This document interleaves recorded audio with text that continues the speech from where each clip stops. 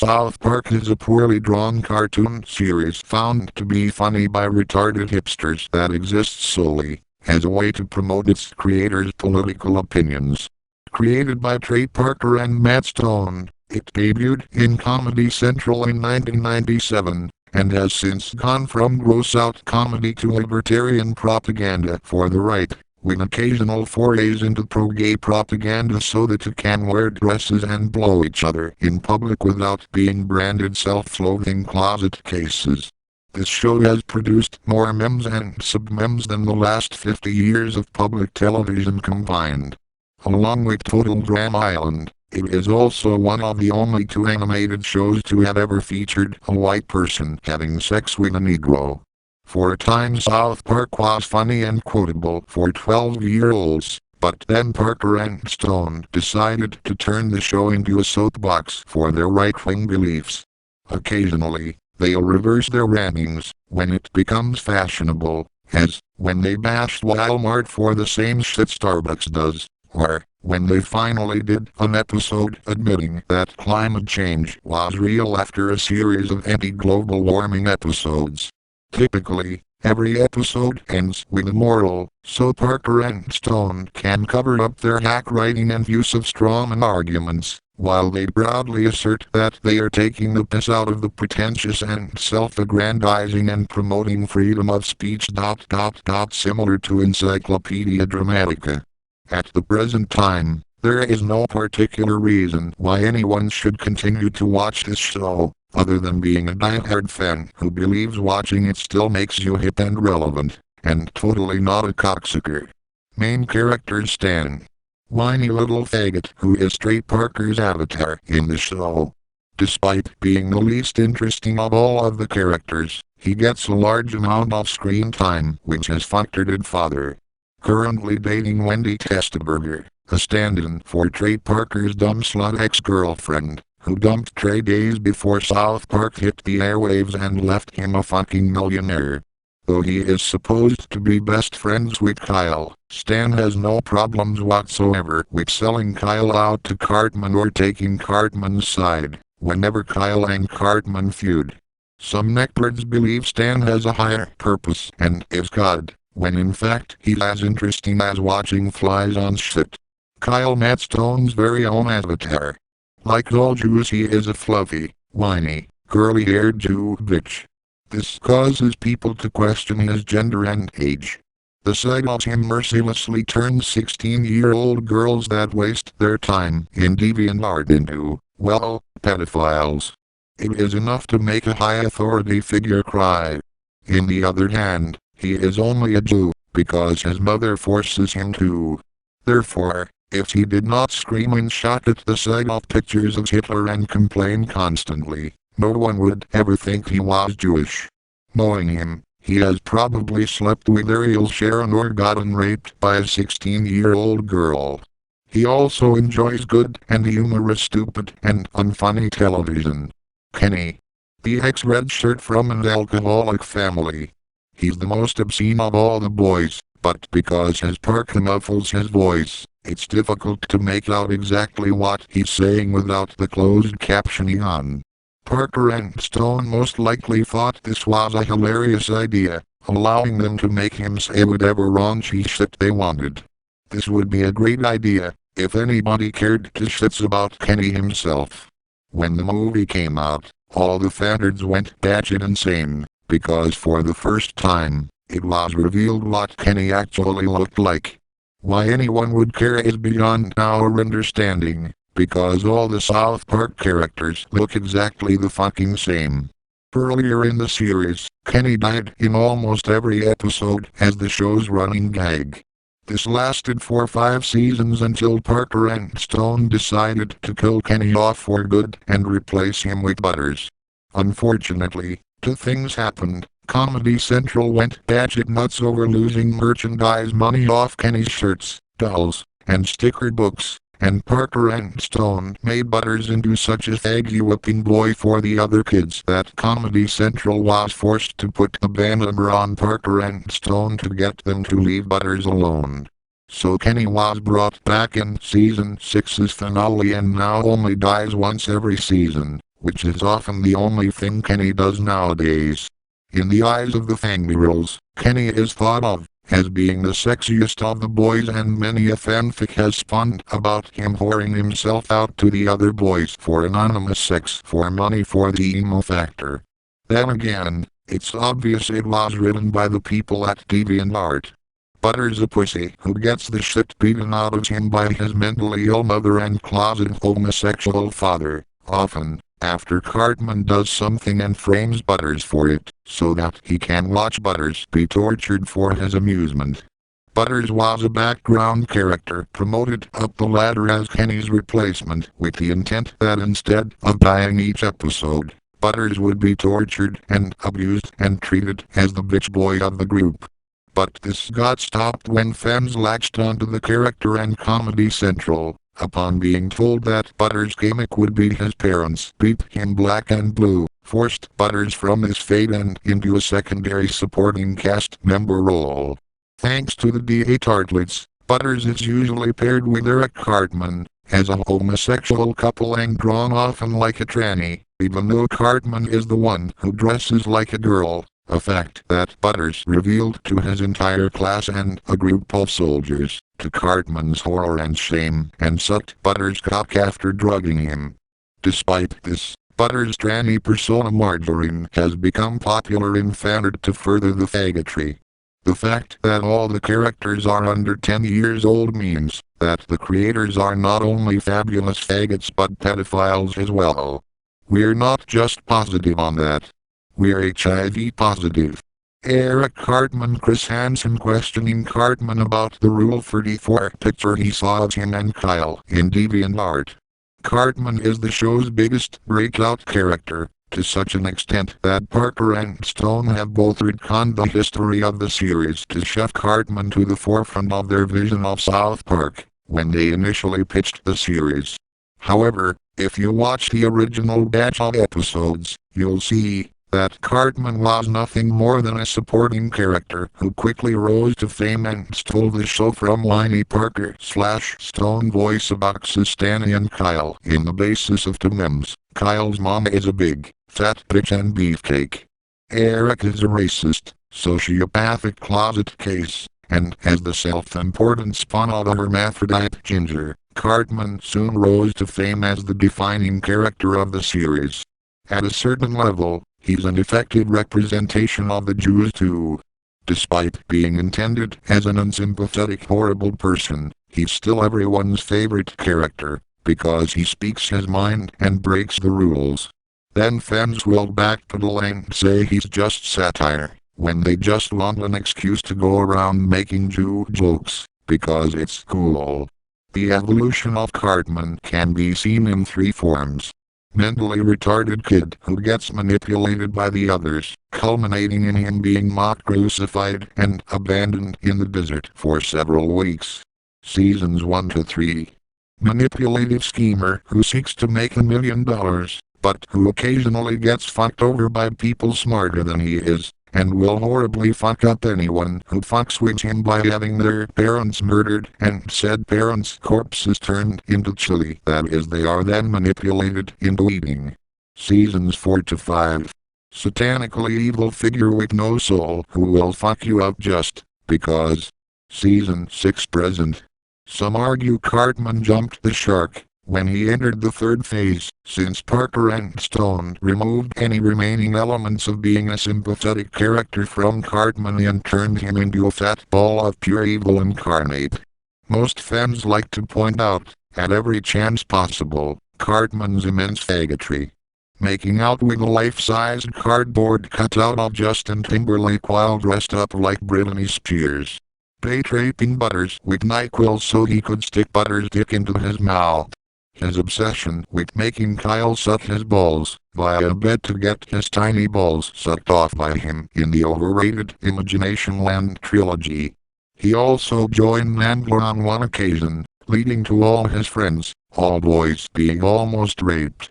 He also fucked Leonardo DiCaprio while in drag, though he was not mentally sound at the time, having suffered a blow to the head that made him think he was a child prostitute of Vietnamese descent. giving Ben Affleck a handjob in multiple occasions, and later getting ass-raped by Stan's bitch. Cartman's hatred of Jews and love for both Hitler and Mel Gibson, as well as his weight, has caused many to speculate that Cartman's biological mother, who had sex with his tranny mother and got knocked up by him/her, is Kyle's mom, making Cartman half Jewish. Actually, he's fucking Jewish. It's only a way to make Kyle's the good guy in all of the show. The roles have been switched purposely by Stoney and Parker. Watch South Park thinking Kyle's the innocent citizen and Cartman the Jew. It all works good now. Note, some new details emerged with episode 200 and 201. Being pussies, Comedy Central had the entire episode censored and focused the episode in Cartman instead of showing Muhammad. Turns out his mom isn't a digirole, and wasn't actually his father. A Denver Bronco who was also the father of Scott Tenorman, / was Cartman's father, meaning Cartman is half ginger. Chef Sinu. A stereotypical obese black person who would give the children advice whilst occasionally bursting into song about fucking white women. Eventually became a pedophile, as a metaphor for Scientology, seriously, and a Darth Vader clone. I have had it with these motherfucking scammers on my motherfucking life. Since he has slept with over 9,000 women, it is no doubt he has herpes. Or Scientology pamphlets. Like every religious person, Christags, Jews, Muslims, atheists etc., Hayes was happy to take the piss out of other people's beliefs but left South Park forever, when they started making fun of his own religion cult. So Parker and Stone turned Hayes Schiff into a brainwashed, globe-trotting pedophile who was no longer interested in making sweet love to you, woman, but instead interested in putting his balls in Kyle's rectum, after he joined a fruity little club called the Super Adventure Club. Despite Isaac Hayes' loyalty, the Coas had him killed in August 10, 2008, due to the fact that he did not stick his ass 4 feet in the air for them when questioned about his opinion on the episode that he quit because of. This is purely speculation and should not be taken as fact. Just saying. Notable moments in South Park history. South Park, bigger, longer and uncut, 1999, damn, skippy. South Park, the movie is an offensive film with the message that no one should be offended by an offensive film. When South Park first debuted, everyone and their mother believed that the show would self-destruct in a trail of flavor of the week failure once the show's shock appeal wore off.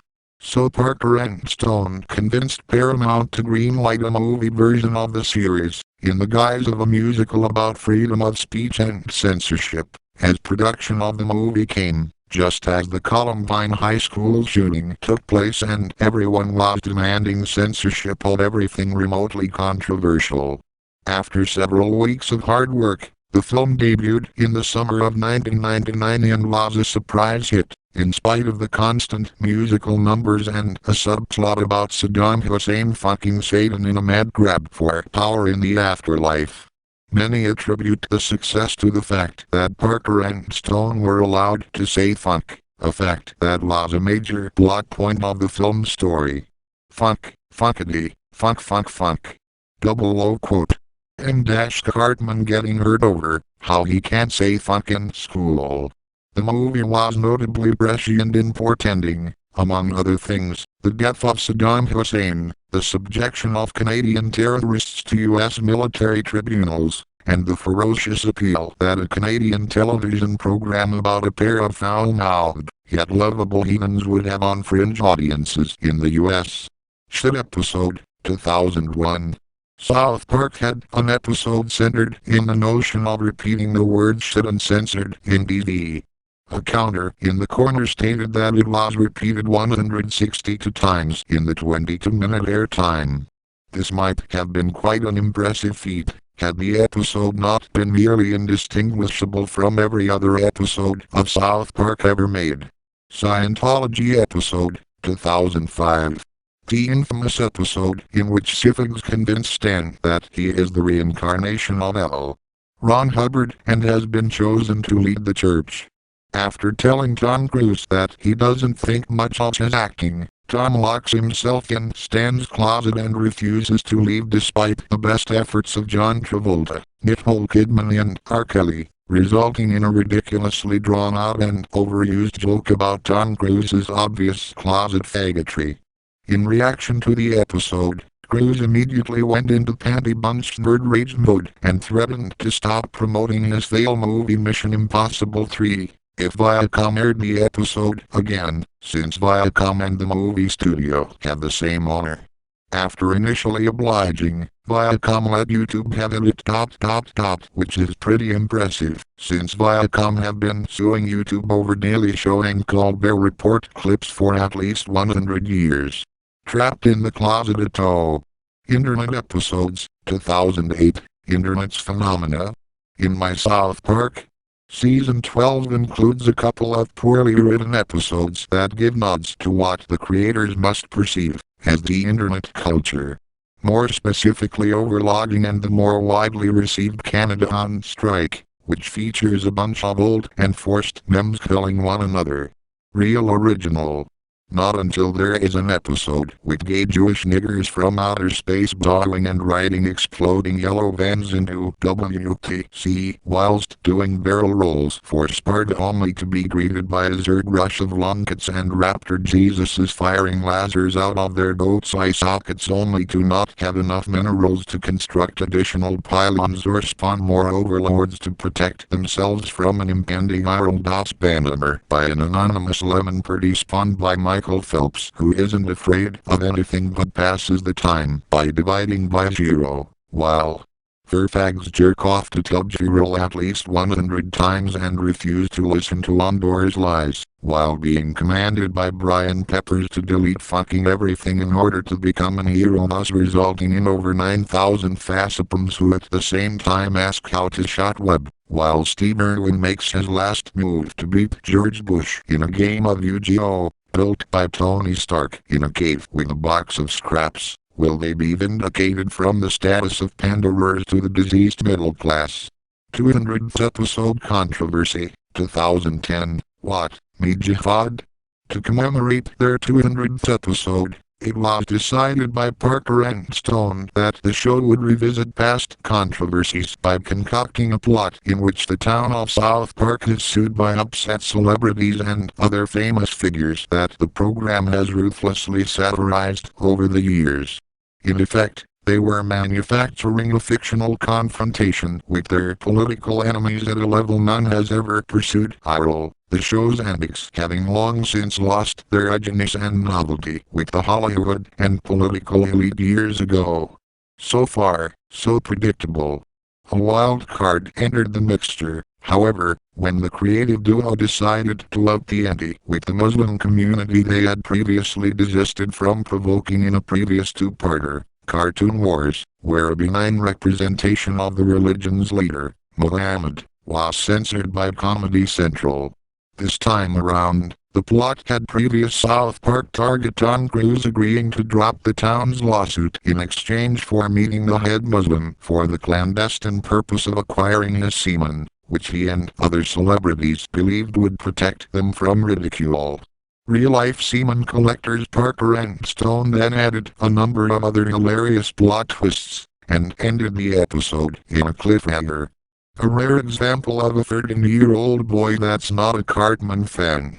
Unfortunately, it seems the pair had finally thrown down with a group that was shit enough to take them up in their behavior, and faster than you could say, holy homo lesbian HAR, Batman. A website appeared with a picture of Theo Van Gogh, victim of the IRL equivalent of hacking, and the warning that the two were on some serious thin ice, as far as the religion of peace was concerned.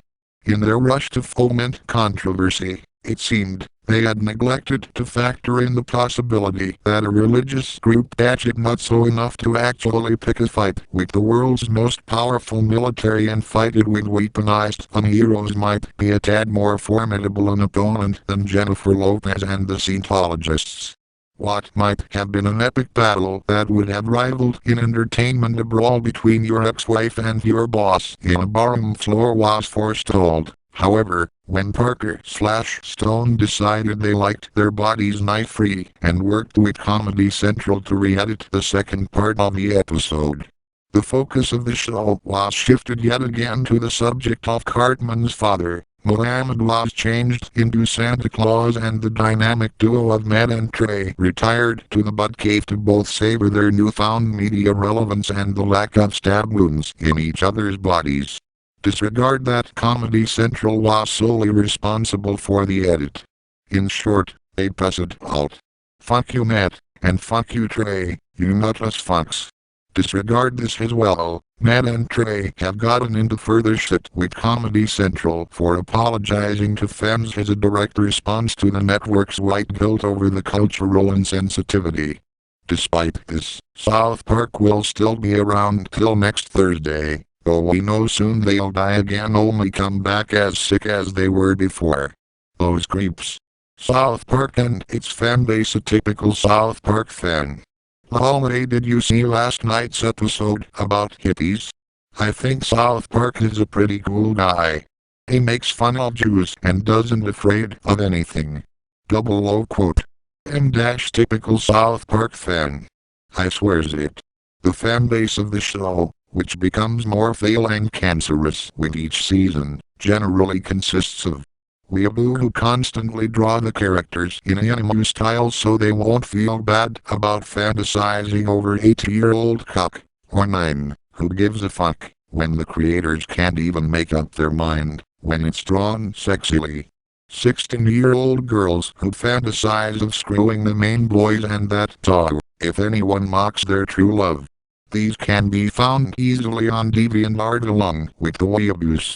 A rabid/fandom that consists of both above categories, as well as the occasional furfag and hot topic posers.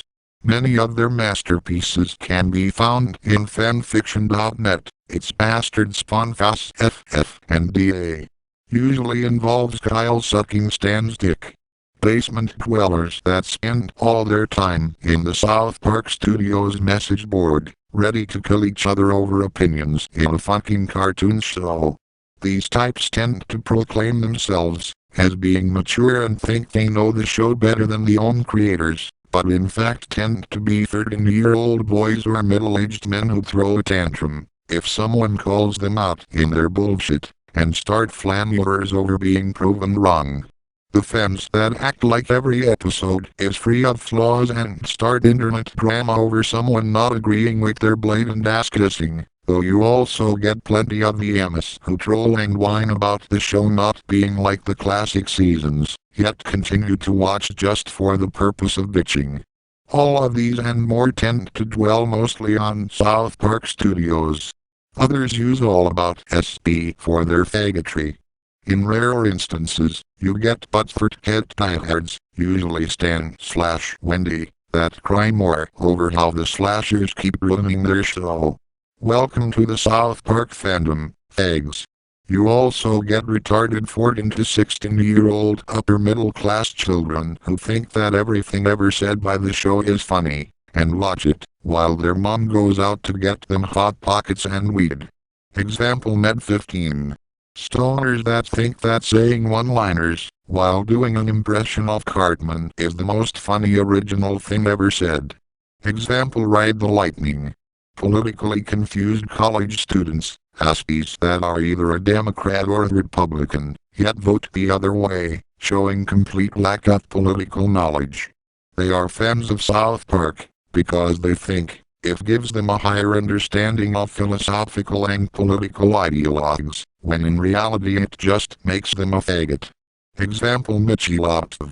15 or 16-year-old fags who have no life outside the internet and masturbate to their internet friends. Nuns, moral fags, Pat Robertson, Guardian readers and feminists secretly love South Park, because they can watch little cartoon characters saying all the naughty things, using naughty words, that they themselves cannot say, or even think.